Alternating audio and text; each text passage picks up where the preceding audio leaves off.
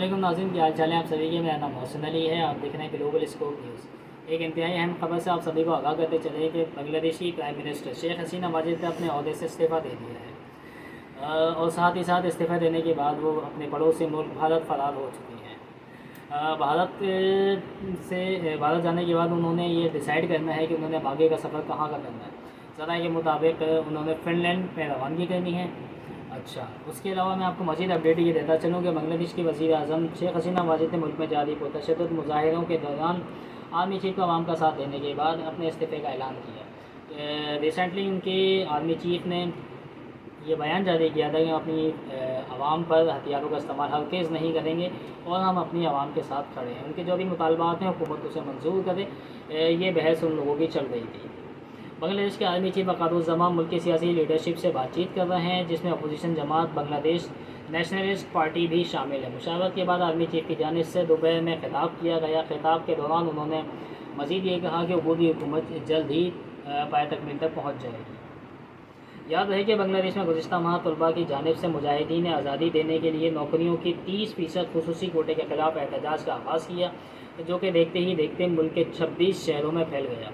ये शुरू हुआ था, जो एहतजाज है वो छोटा से हिस्से में शुरू हुआ था। अगर उस वक्त हुकूमत इसे टैकल कर लेती तो ये इतना बड़ा इशू नहीं बनता, लेकिन हुकूमत की जानिब से इंतहाई सुस्त रवैये का मुजाहिदा किया गया, जिसकी वजह से हुआ ये कि वो मुजाहिदे बढ़ते इस नौयत तक पहुँच गए कि मुल्क में हंगामी सूरत हाल का नफाज हो गया। इसके साथ साथ मैं आपको ये भी बताता चलूँ कि शेख हसीना वाजिद, जो कि 19 साल इक़्तिदार के नतीजे में मुल्क की तवील तरीन वज़ीर आज़म नहीं और इसी साल चौथी मरतबा वज़ीर आज़म मुंतखब हुई थी। 4 दफ़ा वज़ीर आज़म और मुंतखब हुई थी और इस 19 साल दौरे हुकूमत एक बहुत लंबा टाइम होता है, लेकिन वो फिर भी इस मामले को सॉल्व करने पर आमादा नहीं हो सकी। मुजाहिरीन के जितने भी मुतालबात थे उन्हें मंजूर नहीं किए गए। मुजाहिरीन पर ताकत का इस्तेमाल किया गया, बेदरे का इस्तेमाल किया, लेकिन उसका रिज़ल्ट कुछ भी नहीं निकला। उसका रिज़ल्ट सिर्फ यही निकला कि उनको अपनी हुकूमत से हाथ धोना पड़ गया। इसके अलावा मैं आपको ये भी बताता चलूँ कि जब हसीना वाजिद अपने वज़ीर आज़म हाउस से जब फ़रार हुई और फ़रार होने के बाद जब इंडिया रवाना हुई, इस दौरान हज़ारों की तादाद में मुजाहिदीन वज़ीर आज़म हाउस में दाखिल हुए। लूट मार शुरू कर दी, जिसके हाथ जो लगा वो उठा कर ले गए। वज़ीर आज़म हाउस में वो दाखिल हो गए मुजाहिदीन, और आपको सभी को ये बात पता है कि जब मुजाहिदीन अवाम किसी भी सरकारी इमारत के अंदर दाखिल हो जाते हैं तो वो जो भी उनको मिलता है, जो उठाने की चीज़ें, ले जाने की चीज़ें, वो बहुत आराम से उसको लेके अपने अपने घरों में लेके चले जाते हैं और ड्राइंग रूम में उसको सजा देते हैं। हज़ारों की तादाद में मुजाहिदीन वज़ीर आज़म हाउस में दाखिल हुए। जैसा कि मैं आपको बता चुका हूँ, बांग्लादेश में मुजाहिरों के दौरान नेशनल फिल्म अवार्ड याफ्ता फिल्म साजी ज़ख्मी हो गए।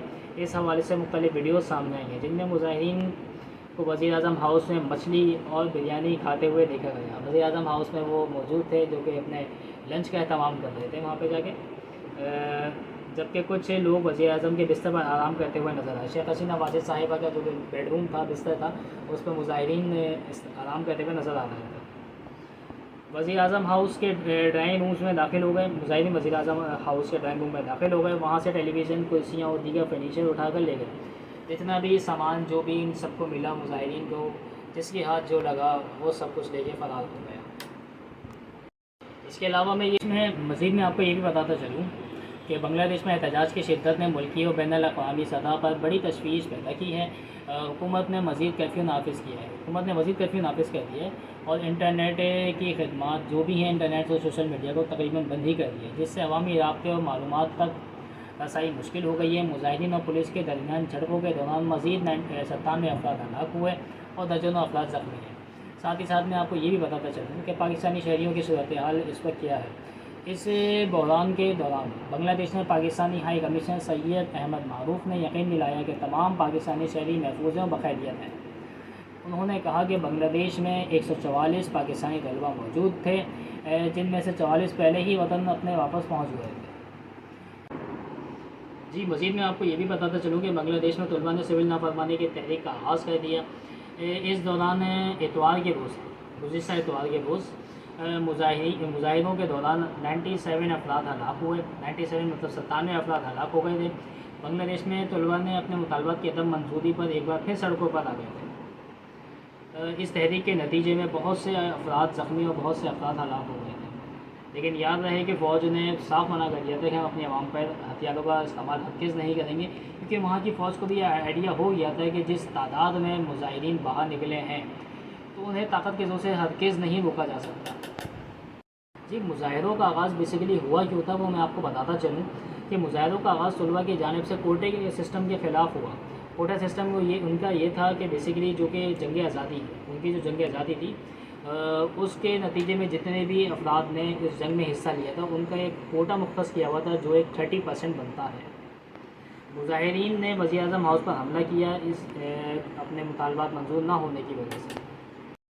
جب حالات مزید بگڑنے لگے تو شیخ حسینہ واجد نے استعفیٰ دے دیا اور بھارت فرار ہو گئی۔ بھارتی میڈیا نے دعویٰ کیا کہ وہ ہیلی کاپٹر کے ذریعے بھارت پہنچی ہیں اور ممکنہ طور پر فن لینڈ جانے کا ارادہ رکھتی ہیں۔ ان کے صاحبزادے صہیب واجد نے سوشل میڈیا پر فوج سے درخواست کی کہ ملک میں کسی غیر منتخب حکومت کو اقتدار میں نہ آنے دیں۔ وہ فوج سے مطالبہ کر رہے ہیں کہ کسی بھی غیر منتخب حکومت کو اقتدار میں نہیں آنے دیں، کیونکہ لاکھوں مظاہرین نے ان سے استعفیٰ دینے کا مطالبہ کیا تھا۔ مظاہرین نے وزیر اعظم ہاؤس میں داخل ہو کر لوٹ مار کی، جیسے کہ میں آپ کو پہلے بتا چکا ہوں۔ اس دوران بنگلہ دیشی فوج نے عوام اور ریاست کی حفاظت کو یقینی بنانے کے لیے تمام وسائل کو بربر کار لانے کا اعلان کیا ہے، جبکہ پاکستانی ہائی کمیشن نے کہا ہے کہ بنگلہ دیش میں تمام پاکستانی محفوظ ہیں۔ جی، میں آپ کو خلاصہ آپ کو یہ بتا دوں کہ اس احتجاج کے دوران جتنے بھی لوگ زخمی ہوئے، جتنے لوگ انتقال کر گئے، دنیا سے رخصت ہو گئے، ان کی کامیابیاں رنگ لے کر آئی ہیں اور ان کے مطالبات جو بھی ہیں لگتا تو ایسے ہی ہے کہ وہ بہت جلدی منظور ہو جائیں گے اور بنگلہ دیش میں ایک سیاسی عدم استحکام جو کہ اس وقت چل رہا ہے وہ ختم ہو جائے گا اور اس کے بعد ایک نئی حکومت آئے گی اور وہ ٹیک اوے کرے گی اس سارے میٹر کو۔ اب تک کے لیے اتنا ہی۔ اب آگے مزید جو بھی اپڈیٹ آتی ہیں ہم آپ کو آگاہ کرتے رہیں گے۔ اپنا اپنے رشتہ داروں کا بہت خیال رکھیے گا۔ Take care.